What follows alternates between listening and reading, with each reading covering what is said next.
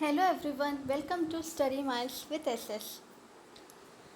In the last video, we have already started our MCQ series of research aptitude, जिसमें कि 10 questions already करा दिया था part 1 series में. आज हम इसकी सेकेंड सीरीज़ लेके आए हैं, दैट इज़ पार्ट 2, जिसमें क्वेश्चन 11 से क्वेश्चन 20 तक करेंगे. ओके, सो स्टार्ट करते हैं. Here is the first question. Question कह रहा है how many responses can a dichotomous variable have. Options are 1, 2, 3 और मोर दैन 2. सी, वेरिएबल्स हमने ऑलरेडी पढ़ लिया था कि वेरिएबल्स क्या होते हैं और उसके ढेरों टाइप्स भी कर लिए थे. तो उसमें से एक हमारा आता है डाइकोटोमस वेरिएबल. ये कह रहा है कि इसमें कितने ज़्यादा रिस्पॉन्सेस होते हैं. सो अब देखो यहाँ पे नोटिस करो कि डाइकोटोमस मतलब क्या होता है. डाई मतलब क्या होता है, दो. जैसे कि कम्युनिकेशन में भी वी हैव स्टडीड कि डायडिक कम्युनिकेशन. डायडिक में क्या होता है, दो लोग जो कम्युनिकेट कर रहे हैं आपस में, वो डायडिक कम्युनिकेशन होता है. उसको हम क्या कहते हैं, इंटर कम्युनिकेशन भी कहते हैं. So in the same way dichotomous में क्या है, दो तरह के रिस्पॉन्सेस होते हैं. तो कितने होंगे इसमें, दो होंगे, जो कि है option B. Okay, so option 2 will be your correct answer. Dichotomous एक. अगर मोनो रहता तो मोनो मतलब क्या होता है, single, that is 1. Now next, which of the following is not correct. Incorrect पूछा है. Research is a systematic activity. Research adds to the existing knowledge. Researchers should adjust the findings of research according to the popular beliefs, values, etc. और D है, researcher should have creative thinking. See, option A हमारा correct है, क्योंकि option A क्या कह रहा है, research is a systematic activity. And we already know कि सिस्टमैटिक एक्टिविटी किस में आता है, हमारा कैरेक्टरिस्टिक्स ऑफ रिसर्च में आता है कि systematic activity that is step by step activity है. ओके, नेक्स्ट है हमारा research adds to the existing knowledge. From the word itself it is clear कि रिसर्च मतलब दोबारा हम उस चीज़ को सर्च कर रहे हैं. We are finding again and again, we are searching again and again. So it adds to the existing knowledge. Then option D है, researcher should have creative thinking. Obvious है कि रिसर्चर के पास थिंकिंग कैपेबिलिटी अच्छी होनी चाहिए, analytical thinking होनी चाहिए. ठीक है, तो क्रिएटिव थिंकिंग, ये भी स्टेटमेंट करेक्ट है. बट ऑप्शन सी में क्या कह रहा है, researcher should adjust the findings of research according to the popular believes, values etcetera.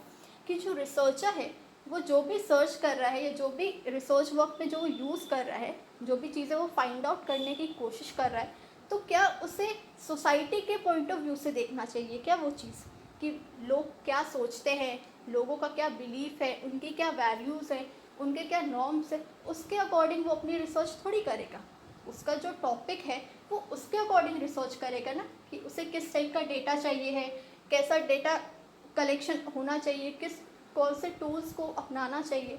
तो वो अपने अकॉर्डिंग करेगा, ना कि सोसाइटी के अकॉर्डिंग कि सोसाइटी उस चीज़ को क्या मानती है. सो इस वजह से ऑप्शन सी जो होगा हमारा इनकरेक्ट होगा. Okay, so option C will be your correct answer for this question. Hope so ये क्वेश्चन आपको समझ में आ गया होगा. ओके, और एक चीज़, जिन्होंने भी अभी तक टेलीग्राम चैनल नहीं ज्वाइन किया है, I highly request them to please join Telegram channel. इसमें ये सारे वीडियोस के पीडीएफ्स आपको मिल जाएंगे, क्विजेस मिल जाएगी और ढेरों नोट्स और भी हैं, वो भी आपको वहाँ अवेलेबल हो जाएंगे. सो प्लीज़ जिन्होंने भी नहीं ज्वाइन किया है वो ज्वाइन कर लीजिए. ओके, नाउ नेक्स्ट है हमारा, research work can be published in magazines, newspapers, journals और बुक्स. ऑप्शन, इसका आंसर होगा हमारा जर्नल्स, क्योंकि जर्नल्स में जो होते हैं वो रिसर्च पेपर पब्लिश किए जाते हैं.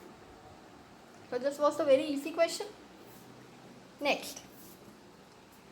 नेक्स्ट सैम्पलिंग का क्वेश्चन है ये. Okay, the population to be studied comprises groups with different proportion. which sampling technique should be used to ensure that their representation in the sample is according to their size in the population.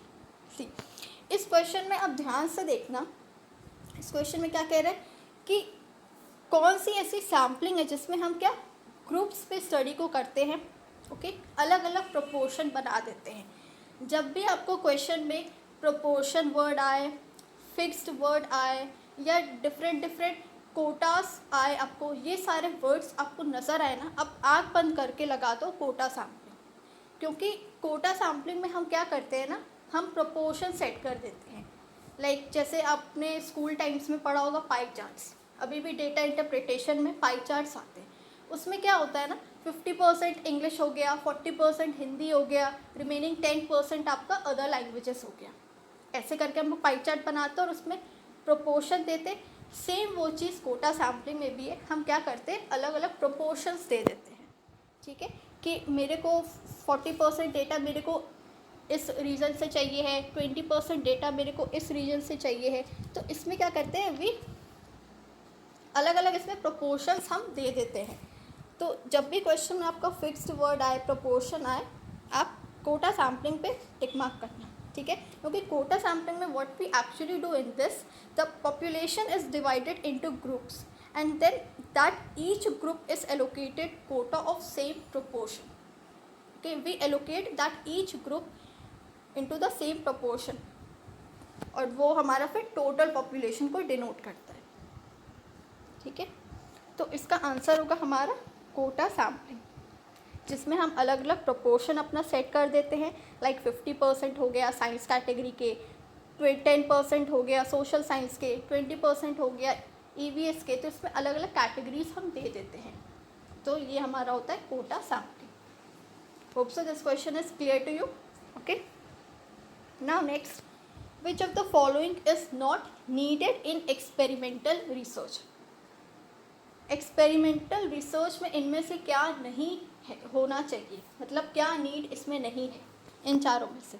पहला है manipulation, second है observation, सी है control और fourth है हमारा reference collection. सी, experimental research में क्या होता है, हम दो वेरिएबल्स को लेते हैं, दोनों में एक्सपेरिमेंट करते हैं। एक मेरा डिपेंडेंट वेरिएबल होता है, एक इंडिपेंडेंट वेरिएबल होता है।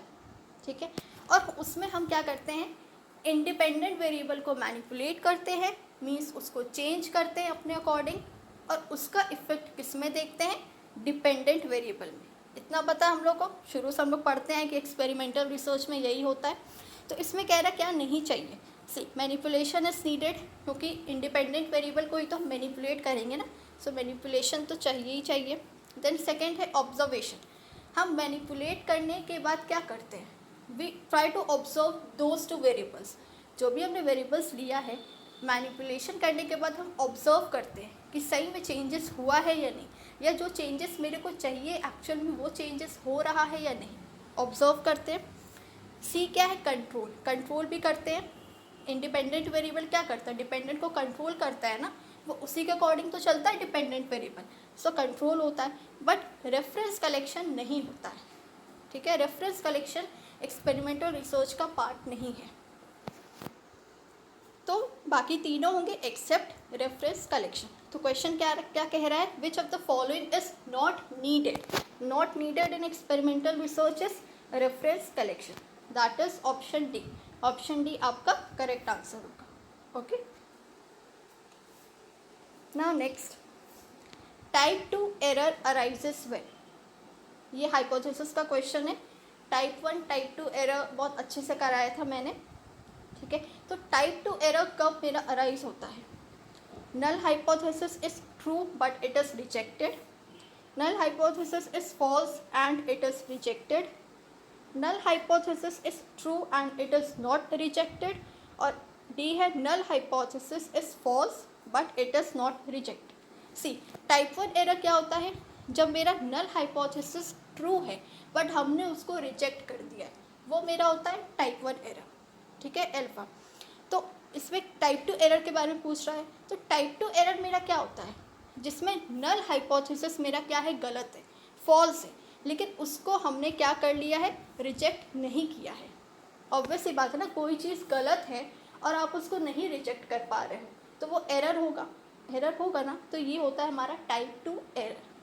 सो इसलिए ऑप्शन डी होगा इसका correct answer, that is null hypothesis is false but it is not rejected. इसकी वीडियो मैंने डाली है रिसर्च के प्लेलिस्ट में, आप चेक कर लेना। टाइप 1 टाइप 2 एरर बहुत अच्छे से समझाया है डिटेल में, आप वहाँ जाके इस वीडियो को देख लेना अगर आपको नहीं समझ में आ रहा है ये टॉपिक तो। Okay, now next question 17। 4 options दिए हैं और पूछ रहा है which of the above are qualitative variables. Qualitative variables इनमें से कौन से हैं? एज, जेंडर, इनकम और वेट। सी, एज क्या है? एज मेरा नंबर्स में है। नंबर्स में जो होता है या जिसको हम न्यूमेरिकल टर्म्स में मेजर करते हैं that is called are quantitative research.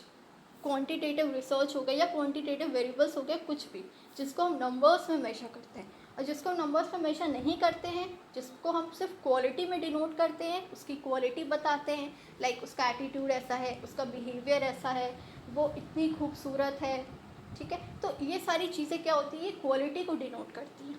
सो वैसे वेरिएबल्स जिनमें क्वालिटी हो, क्वालिटी को जो दर्शा रहा है वो होते क्वालिटेटिव वेरिएबल्स। ओके, तो एज है, एज में प्रॉपर नंबर्स रहता है, ठीक है। जेंडर, इनकम भी हमारा नंबर्स में होता है। किसी की इनकम 10,000 है, किसी की 15,000 है, किसी की 20,000 है, तो ये भी एक नंबर को डिनोट कर रहा है। वेट में भी क्या, वेट भी नंबर्स को असाइन करता है, like 30 kg 40 kg। But gender में तो कोई नंबर नहीं ना है, हम नहीं बोल सकते ना वो 15 का आदमी है या वो 16 का आदमी है, ऐसे तो नहीं बोलते हैं। जेंडर में क्या, मेल फीमेल, तो जेंडर हमारा क्या हो गया, क्वालिटी हो गया। तो ये होगा हमारा qualitative variables, that is option B. Option B आपका करेक्ट आंसर होगा इस क्वेश्चन के लिए। Now next, the use of mobile phones in India has increase tremendously means बहुत तेज़ी से बढ़ रहा है, from 2000 to 2020। What kind of study should be conducted to prove this?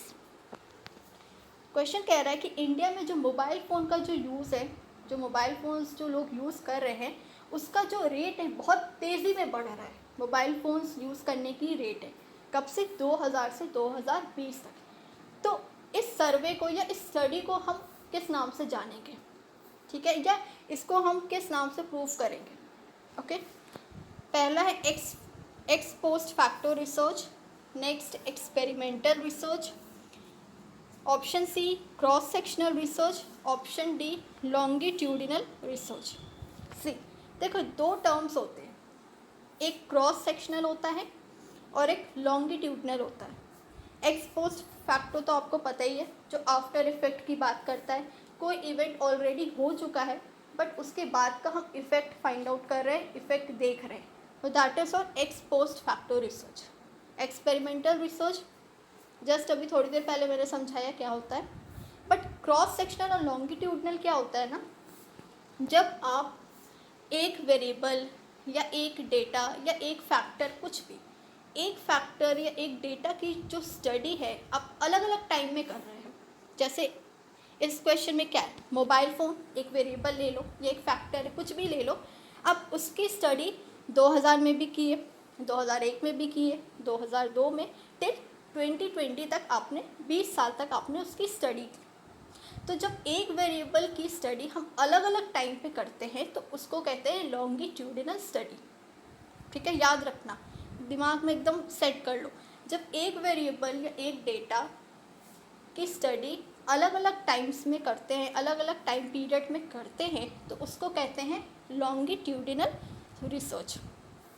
Okay, पर जब एक ही टाइम पे, लाइक ले लेते ईयर 2020 अभी क्या चल रहा है, मई चल रहा है, लाइक मई 2020 में हम बहुत सारे वेरिएबल्स की स्टडी कर रहे हैं, बहुत सारे डेटा को लेकर आए उसकी स्टडी कर रहे हैं, तो वो मेरा क्या हो जाएगा, वो हो जाएगा cross sectional. Okay, once again I am repeating this, अगर एक ही वेरिएबल या डेटा की स्टडी हम अलग अलग टाइम पीरियड में करते हैं तो वो मेरा कहलाता है लॉन्गिट्यूडिनल रिसर्च।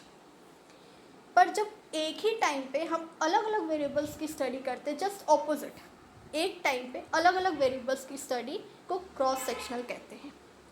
ओके, एक वेरिएबल की स्टडी अलग अलग टाइम पे लॉन्गिट्यूडनल, और एक ही टाइम पे अलग अलग वेरिएबल्स, डेटा, फैक्टर जो भी है उसकी स्टडी करते हैं, तो then that is called cross sectional research. What does this question says कि मोबाइल फ़ोन्स की स्टडी हम अलग अलग टाइम में कर रहे हैं 2000 से 2020 तक, तो ये क्या हो जाएगा मेरा longitudinal study. So option D will be your correct answer. Hope so आपको ये दोनों टर्म्स अच्छे से समझ में आ गया होगा। ओके,